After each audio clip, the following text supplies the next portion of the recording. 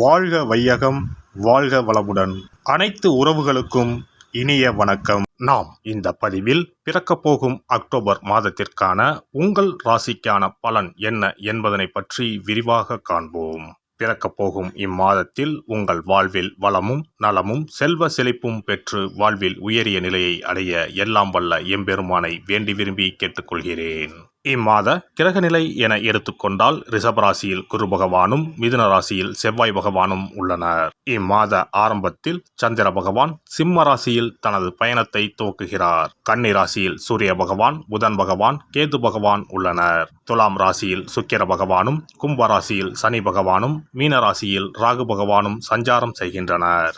இம்மாத கிரக பயிற்சி என எடுத்துக்கொண்டால் புதன் பகவான் அக்டோபர் மாதம் 10ஆம் தேதி துலாம் ராசிக்கு பயிற்சியாகின்றார். சுக்கிர பகவான் அக்டோபர் மாதம் 12ஆம் தேதி அன்று விருச்சக ராசிக்கு பயிற்சியாகின்றார். அக்டோபர் மாதம் 17ஆம் தேதி இரவு 7:40 சூரிய பகவான் கன்னி ராசியில் இருந்து துலாம் ராசிக்கு பயிற்சியாகின்றார். செவ்வாய் பகவான் அக்டோபர் மாதம் 20ஆம் தேதி அன்று மிதுன ராசியில் இருந்து கடக ராசிக்கு பயிற்சியாகின்றார். நீச்சஸ்தானத்திற்கு செல்லும் செவ்வாய் பகவானால் மிகப்பெரிய மாற்றம் உண்டாகும். இம்மாத கடைசியில் அக்டோபர் 29ஆம் தேதி புதன் பகவான் துலாம் ராசியில் இருந்து விருச்சக ராசிக்கு பயிற்சியடைகின்றார். இம்மாதத்தில் வரும் விசேஷ நாட்கள் என எடுத்துக்கொண்டால் அக்டோபர் மாதம் 2ஆம் தேதி மகாலய அமாவாசை வருகின்றது. வருடத்திற்கு ஒரு முறை வரக்கூடிய இந்த அமாவாசையில் பித்ருக்கள் மேலோகத்தில் இருந்து பூமிக்கு வந்து நம்மை ஆசீர்வதிக்கக்கூடிய விசேஷமான நாளாகும். அக்டோபர் 3ஆம் தேதி நவராத்திரி விழா ஆரம்பம். அக்டோபர் மாதம் 11ஆம் தேதி ஆயுத பூஜை என்று சொல்லக்கூடிய சரஸ்வதி பூஜை வருகின்றது. அக்டோபர் 12ஆம் தேதி விஜயதசமி, அக்டோபர் 31ஆம் தேதி தீப ஒளி திருநாள். இனி உங்கள் ராசிக்கு இம்மாதம் நடக்க உள்ள சுப மற்றும் அசுப பலன் என்ன என்பதனையும், அசுப பலன் ஏற்படுமாயின் ராசிக்காரர்கள் செய்ய வேண்டிய பரிகாரம் என்ன, வழிபட வேண்டிய தெய்வம் யார் என்பதனை பற்றி விரிவாக காண்போம். மேசராசி அன்பர்களே, இம்மாதம் 2ஆம் இடத்தில் இருக்கும் குரு பகவான் இம்மாதம் 9ஆம் தேதி இரவு வக்ரகதி அடைகிறார். குருவின் வக்ரகதி உங்களுக்கு வீண் செலவுகளை குறைத்து வருமானத்தை ஏற்றித்தரும் வகையில் உள்ளது. பல நன்மைகள் ஏற்படும். பூர்வீக சொத்துக்கள் கைக்கு வரும் வகையில் உள்ளது. குருவின் வக்ரம் 4 மாதம் இருந்தாலும் ஆரம்பமே உங்களுக்கு அமர்க்கலமாக உள்ளது. இனி கவலைப்பட தேவையில்லை. பிள்ளைகளின் வளர்ச்சி அமோகமாக உள்ளது. உடன் பிறந்தவர்களால் ஏற்பட்ட வழக்குகளின் முடிவுகள் உங்களுக்கு சாதகமாக அமையும். அதே சமயம் 7ஆம் இடத்தில் இருக்கும் சுக்கிரன் 8ஆம் இடத்திற்கு மாறுவதால் வருமானம் அதிகரிக்கும். குரு சுக்கிரன் நேர்பார்வையால் நற்பலன்கள் உங்களுக்கு அதிகம் நடக்கும். இம்மாதம் 12ஆம் தேதிக்கு பிறகு சுக்கிர பகவானின் ஆதரவு உங்களுக்கு முழுமையாக கிடைக்கும். மேசராசி பெண்கள் ஆரோக்கிய விஷயத்தில் மட்டும் கொஞ்சம் கவனமாக இருக்க வேண்டும். 17ஆம் தேதி 6ஆம் இடத்தில் இருந்து 7ஆம் இடத்திற்கு வரும் சூரிய பகவான் உக்கிரமாக உள்ளார். எனவே மேல் அதிகாரிகள் தந்தையுடன் கருத்து மோதல் வர வாய்ப்பு உள்ளது. அவர்கள் கூறுவதை கேட்டு நடப்பது நல்லது. பொறுமையை கடைபிடிப்பது அவசியம். ராசிநாதன் செவ்வாய் இம்மாதம் 3ஆம் இடத்தில் இருந்து 4ஆம் இடத்திற்கு பயிற்சியாகின்றார். நீசமடையும் செவ்வாய் பகவானால் உடல் நலத்தில் பாதிப்புகள் வரக்கூடும். மனத்தடமாற்றம் உண்டாகும். இம்மாதம் 29ஆம் தேதி பயிற்சியடையும் புதன் பகவானால் வீட்டில் சுப நிகழ்ச்சிகள் நடைபெறும். இதுவரை தடைபட்டு வந்த சுபகாரியங்கள் இம்மாதம் 29ஆம் தேதிக்கு பிறகு நடைபெற வாய்ப்புள்ளது. இம்மாதத்தை பொறுத்தவரை மேசராசியில் பிறந்த குடும்ப தலைவிகளுக்கு 2ஆம் இடம் வலுவாக உள்ளது. 2ஆம் இடத்தில் குருவின் வக்ரம் மற்றும் 2ஆம் இடத்தின் அதிபதி சுக்கிரன் 7ஆம் இடத்தில் இருந்து 8ஆம் இடத்திற்கு போகிறார். இதனால் 12ஆம் தேதிக்கு பிறகு தனலாபம் அதிகரிக்கும். வருமானத்தில் எந்த குறையும் இருக்காது. சனி பகவானின் பார்வை ராசிக்கு இருப்பதால் உடலில் ஒருவித சோர்வு இருக்கும். ஆனால் பெரிய பாதிப்பு எதுவும் இருக்காது. என்றாலும் எச்சரிக்கையாக இருப்பது அவசியம். தொழில் வியாபாரம் சுமாராகத்தான் இருக்கும். பழைய பாக்கிகளை வசூல் செய்வதில் வேகம் இருக்கும். ஆர்டர்கள் பெறுவதில் தாமதம் ஏற்பட்டு நீங்கும். உத்தியோகத்தில் இருப்பவர்கள் மேல் அதிகாரிகள் கொடுத்த வேலையை செய்து முடித்து நன்மையை பெறுவீர்கள். கலைத்துறையினருக்கு சக கலைஞர்களிடம் திடீர் கருத்து வேற்றுமை ஏற்பட்டு நீங்கும். ஒப்பந்தங்களில் சரியான முடிவுக்கு வர முடியாத தடுமாற்றம் ஏற்படலாம். வாகனங்களில் செல்லும் போதும் பயணங்களின் போதும் கவனம் தேவை. அரசியல் துறையினருக்கு திறமையான பேச்சின் மூலம் எதையும் வெற்றிகரமாக செய்து முடித்து ஆதாயம் அடைவீர்கள். எதிர்ப்புகள் குறையும், பணவரத்து கூடும். மாணவர்களுக்கு சோம்பேறித்தனத்தை விட்டுவிட்டு பாடங்களை நன்கு படிப்பது வெற்றிக்கு வழிவகுக்கும். நட்சத்திர பலன்கள். அஸ்வினி நட்சத்திரம். சொத்து தொடர்பான விஷயங்களில் நேரடியாக கவனம் செலுத்துவது நல்லது. பொருளாதார சந்தேகங்களை உடனுக்குடன் போக்கிக் கொள்ள தகுந்த ஆலோசகரிடம் ஆலோசனை கேட்பது நல்லது. வழக்கு விவகாரங்களில் தடை தாமதம் ஏற்படலாம். புதிய முயற்சிகளை தள்ளி போடுவது நல்லது. குடும்பத்தில் உள்ளவர்களிடம் இருந்து வந்த மனக்குழப்பம் நீங்கும்.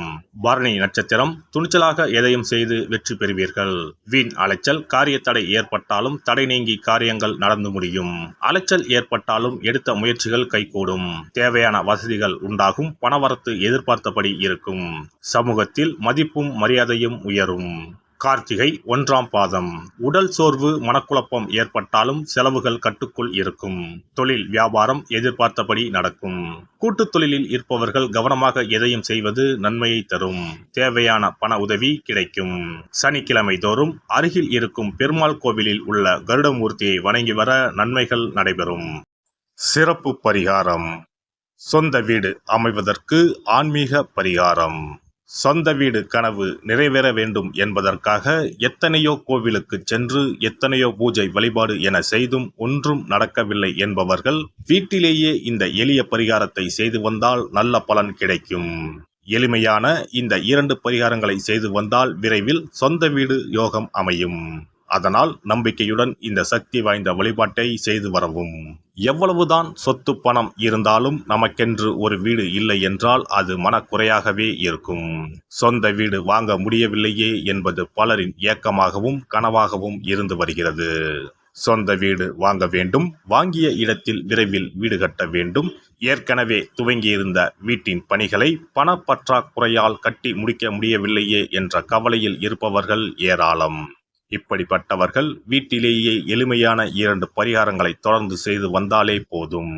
சொந்த வீடு வாங்க வேண்டும் என்று நினைப்பவர்கள், அதற்கான முயற்சியில் ஈடுபட்டிருப்பவர்கள் ஒரு சிறிய அகல் விளக்கில் விளக்கெண்ணெய் ஊற்றி தீபம் ஏற்ற வேண்டும்.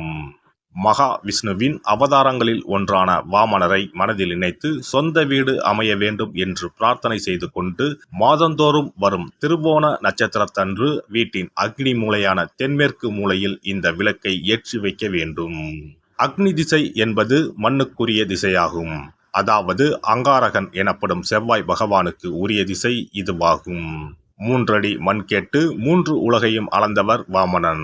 அதனால் அவரை நினைத்து பால் பாயசம் நிவேதனமாக படைத்து வழிபட்டு வந்தால் விரைவில் சொந்த வீடு யோகம் அமையும்.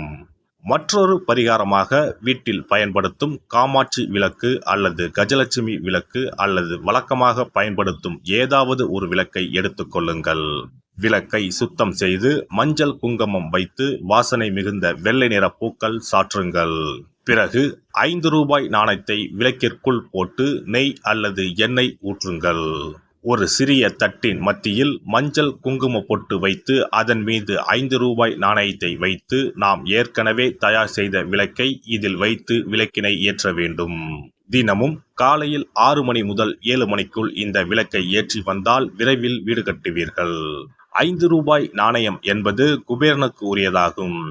இதை விளக்கில் போட்டு ஏற்றுவதால் வீடு கட்டுவதற்கான அல்லது வீடு வாங்குவதற்கான பணம் ஏதாவது ஒரு வழியில் உங்களுக்கு கிடைக்கும்.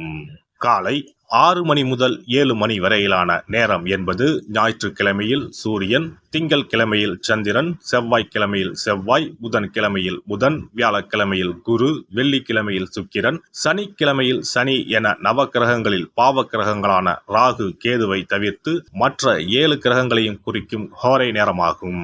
இந்த நேரத்தில் விளக்கு ஏற்றுவதால் நவக்கிரகங்களின் அருள் கிடைத்து பூமி யோகம் உண்டாகும்.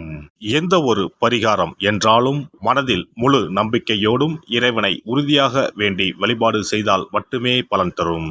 எளிமையான இந்த பரிகாரத்தை தொடர்ந்து செய்து பயன்பெறுங்கள். எல்லாம் வல்ல இறையருளால் நீங்களும் உங்கள் அன்பு குடும்பமும் உடல் நலம், நீலாயுள், நிறை செல்வம், உயர் புகழ், மெய்ஞானம் ஓங்கி வாழ்க வளமுடன். இந்த வீடியோ பதிவு உங்களுக்கு பிடித்திருந்தால் லைக் பண்ணுங்க, கமெண்ட் பண்ணுங்க, ஷேர் பண்ணுங்க, மறக்காம சப்ஸ்கிரைப் பண்ணுங்க, பக்கத்துல இருக்கிற பெல் பட்டனை கிளிக் பண்ணுங்க. நன்றி, வணக்கம். ஓம் நமச்சிவாய. சிவாய நம.